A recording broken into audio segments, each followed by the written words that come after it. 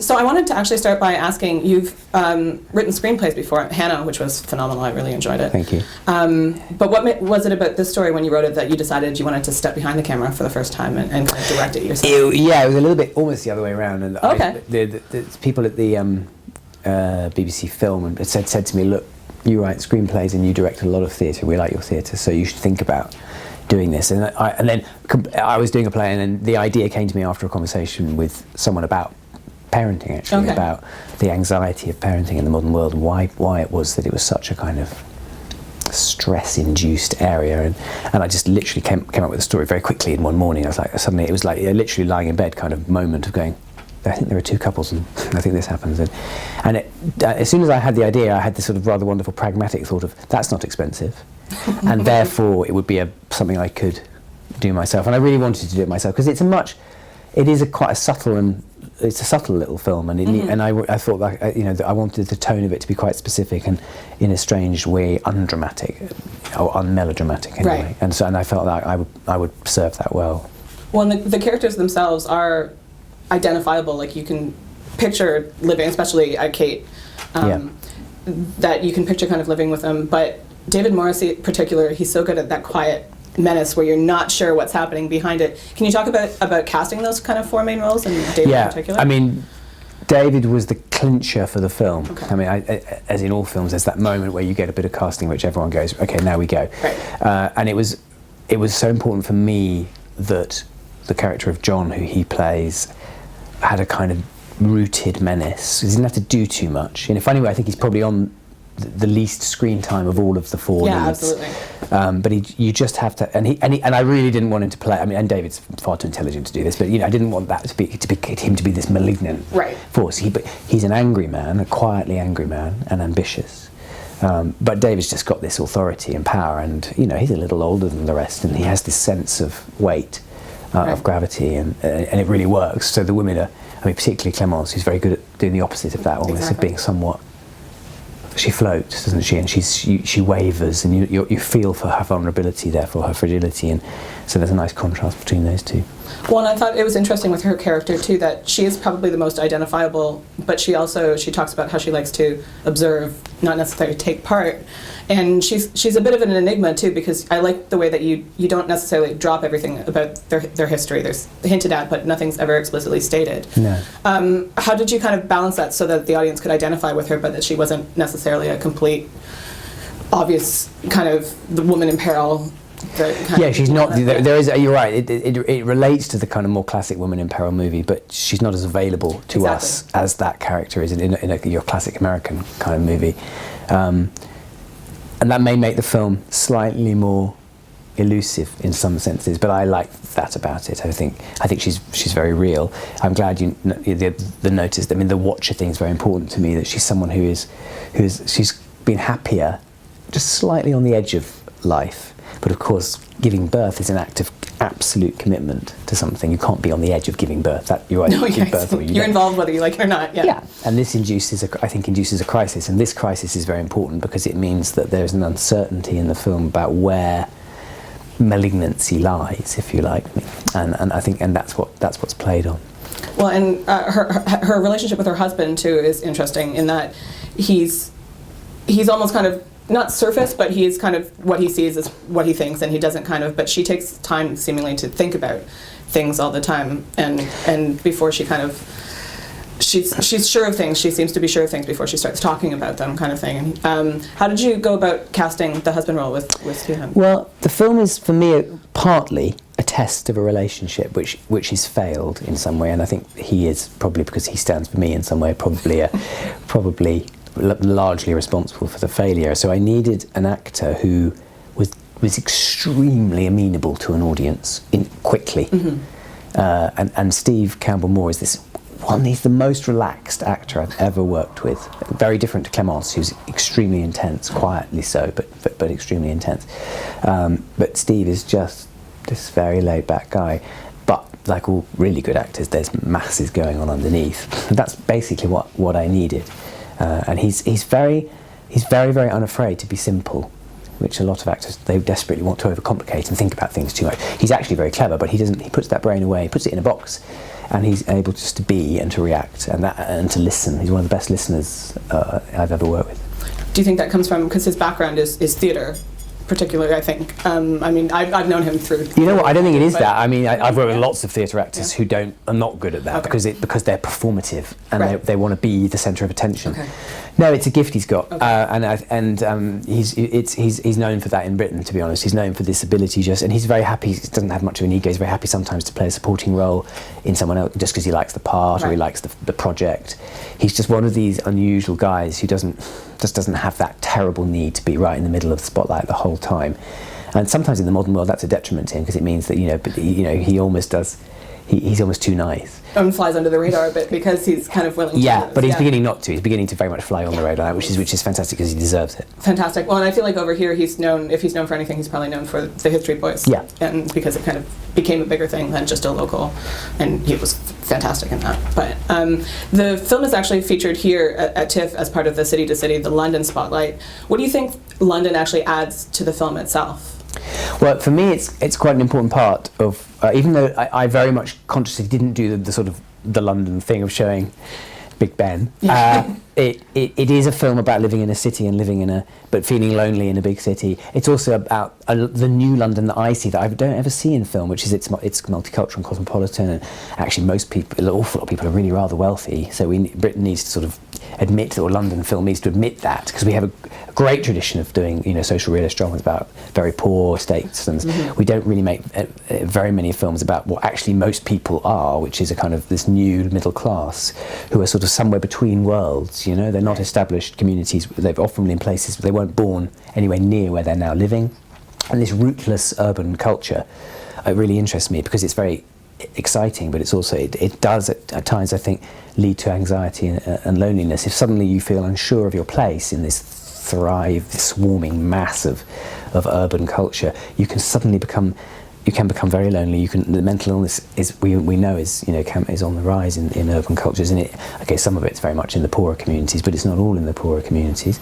And there have been cases, and I suppose the film is influenced by those of very, very tragic cases of women, particularly after birth, who are suddenly left alone with 2 or 3 babies who really do lose it. And that's tragic in a culture where there's so much money. I mean, it's more common, I think, in mental illness post birth than we like to talk about. And I think you show that too, because everybody's so quick to, especially the husband whose name has just gone out of my head. Justin, thank you. Who believes it right away. It's that inherent now that without talking about it, it's just that's right. Absolutely what happened. And her character, there's obviously some suggestion of some sort of history, exactly. And of course that's like a curse, isn't it? Which is a kind of horror staple from the idea that you have the finger or you have the curse on you. We have a psychologized modern version of that. Well, and there are lots of nods in the film to kind of classic horror or kind of the paranoia, the Polanski kind of Rosemary's Baby. Was Polanski in particular an influence on you, or what do you look? He was an influence in one way, although I think he's a far more expressionistic filmmaker than me. With all that genre from Hitchcock, Chabrol, Polanski, I really think the French filmmakers who are probably less well known here, maybe the Clouzot and Melville, but they're filmmakers who are astonishingly skillful at psychological suspense, brilliant at stripping dialogue back and just letting the image play, and that stuff is I'm hugely influenced by that, and I suspect my journey as a filmmaker will be to sort of begin, will be to let as I develop, will be to sort of find my own path out of that a little more, but that's where I feel very comfortable and very indebted to them. Yeah. Well, when you were filming, because it was the first time that you stepped behind the camera, was there anything that surprised you kind of about yourself as you were filming, that it's kind of a journey of discovery as you're doing? Yeah, it is. I mean, my biggest surprise was how much I enjoyed it, because when I direct theatre, I get very, very stressed. Interestingly, I think there's in theatre it's all on you, and I found that in film, my goodness, it's a hugely collaborative thing. It genuinely is. I mean, actually, as a director on a film set, you often sit in the corner in a chair, just quietly watching a bunch of other people rushing around very fast, doing things, and then when everyone's ready, someone comes to you and says, "Mr. Farr, we're now ready for you. And then we get the actors and off we go. And that couldn't be more different to theatre, where it's all you all the time.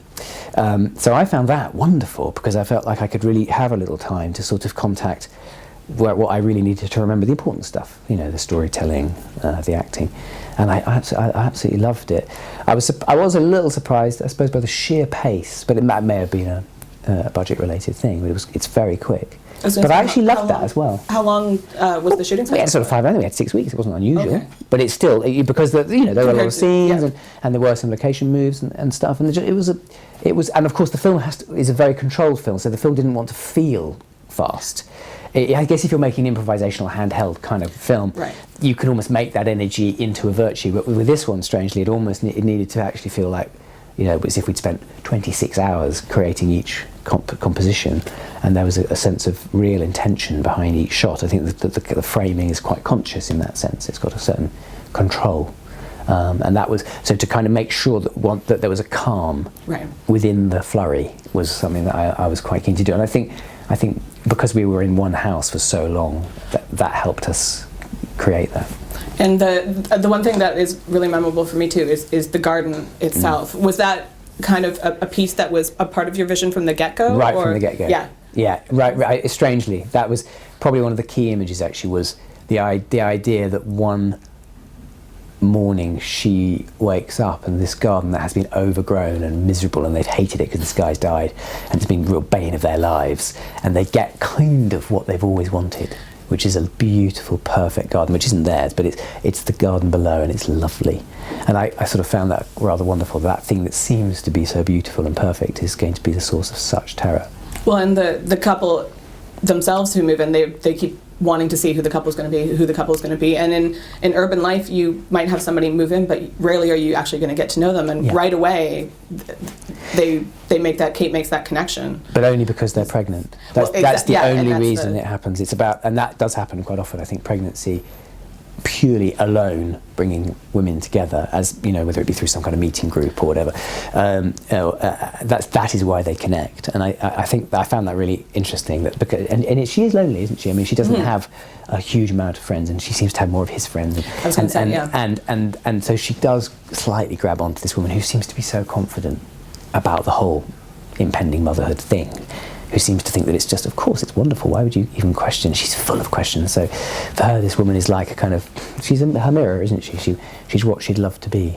Well, and towards the end, when you do actually, I think it's the only time we see her smile at baby, which is heartbreaking, because she kind of, the whole time you're not quite sure if she's really wants to have a baby or a family, because she didn't before, and she can't really vocalize why it's changed when asked. And that was really interesting. I assume that was probably part of the vision as well, but Clémence plays it so very well in that. Yeah. I mean, and like a lot of stories, I found that as I went along, I was stripping back how much was told, and I really enjoyed just inferring a sense of why she might have been uncertain. What are the issues sitting behind?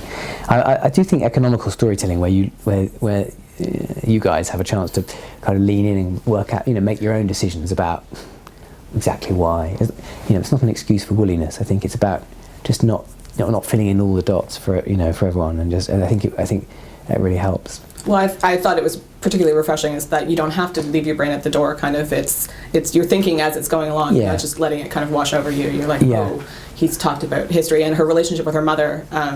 And Deborah Findlay's she's not in that many scenes, but she's such a powerful actress. Wow, isn't she? Amazing. I mean, she's on screen for about 3 minutes or something. I mean, maybe 5, but I mean, it's amazing.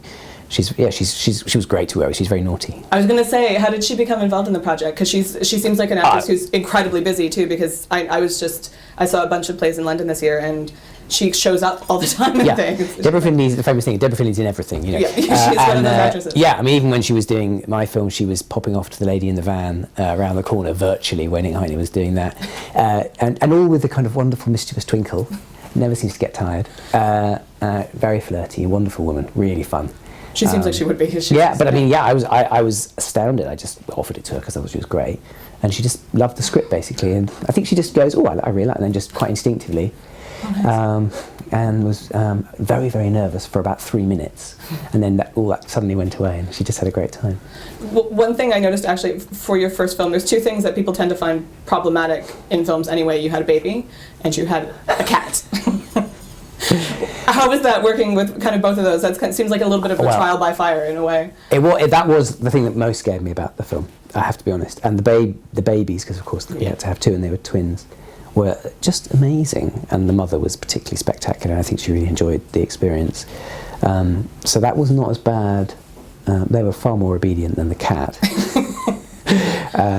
But that was probably the source. Without giving too much away, there are very important sequences with the baby, particularly towards the very, very end. And that was where time was, because you can't have a baby on set just whenever you want it. You have very specific times, and then the baby has to go by law. Right. And nobody can, for insurance, all sorts of reasons, nobody can say, oh, we'll have an extra half hour now. You just can't do that. I'm just going to do another take. It's terrifying. You just can't do that. So that was where we did sort of literally look to the gods and just, wish that it would the poor thing would either wake up or go to sleep or whatever it was that the things that luckily I had a bit of experience with all, so I was constantly turning hair dryers on to get the baby to sleep, and we had all sorts of wonderful techniques too. Well, and I love that too, with the kind of technology behind movie making, and then those simple little things that make the difference. It was the hairdryer was the winner. It was the hair. Yeah, we wanted them to fall asleep. That was the one. So do you think that you'd like to direct again? Yeah, for sure. And I've got a couple of projects in development to see, and one of which is probably in a different way, a sort of quite obvious successor to this, which is probably the most likely thing I think to happen. Well, and I think the next project that you actually have that we would get to see is actually the Night Manager, which you did the screenplay for. Can you talk actually a little bit about adapting? I can only imagine not difficulty, but the pressure of adapting Le Carré. The pressure was huge until I met him, because I wanted to update it because he wrote it in the 90s, and I thought that unlike the Cold War, where you have to set it in the Cold War, the 90s it's sort of the beginning of the world we are now in, and he was very happy about that, so I was very relieved, and I also wanted to basically depart from the book towards the end, in the last episode and a bit. And to my huge surprise, once I'd explained why I didn't think what worked in the book would work on film, and I think it is genuinely true that it wouldn't have, but he was immediately very classic. What I think great writers. Instead of going, he went, and what about this? And could it be like that? And I don't know how old he is, but he's definitely 70s, maybe even. And his brain is like. It was like working with a 25-year-old. It was like being a student again, just throwing ideas around, going, could he do that? What about this? What about that? So that's him, and he's an amazing, liberating person in that way, because you don't feel like, I can't touch it. He's going to get, none of that. It was just about you better make sure it's good, and there was nothing more complicated than that. So it's a huge 6-part thing. Tom Hiddleston plays the man who is the night manager. This very classic Le Carré, unknowable man. We don't quite know that much about him. And gradually, as he chases after his nemesis, who's played by Hugh Laurie, we begin to uncover the real identity of this guy. It's a very exciting story on a surface level. Great story. Really proper stuff. I suppose based around the global arms industry would be the best way of putting it. But what makes Le Carré special is the psychological element and the two men, which it's kind of like a love affair. It's kind of like a father-son relationship. It's kind of like a hunt, a revenge story. It's got a bit of everything. And I think hopefully it'll be a bit special. I think. Well, and when you do write something like that, and then you see the people who are cast in it, how does that feel? Like, are you picturing anything when you're writing it, or how does that? No, I didn't in that case. No, I actually didn't. I didn't have a particular actor, but I was fairly pleased when when those two were mooted, and also the director is a rather wonderful Danish director called Susanne Bier. Did she do Parade's End? Was that? No. This is her first television. Okay. She's made there's a series of very good Danish movies. Okay. And she won an Oscar with one of them for best foreign language film. And that's probably where I've heard from. Yeah. So she's extremely talented and tough and good. Yeah. I'm really looking forward to it. I love Le Carré, so it's going to be amazing. Thank you so much for your time today.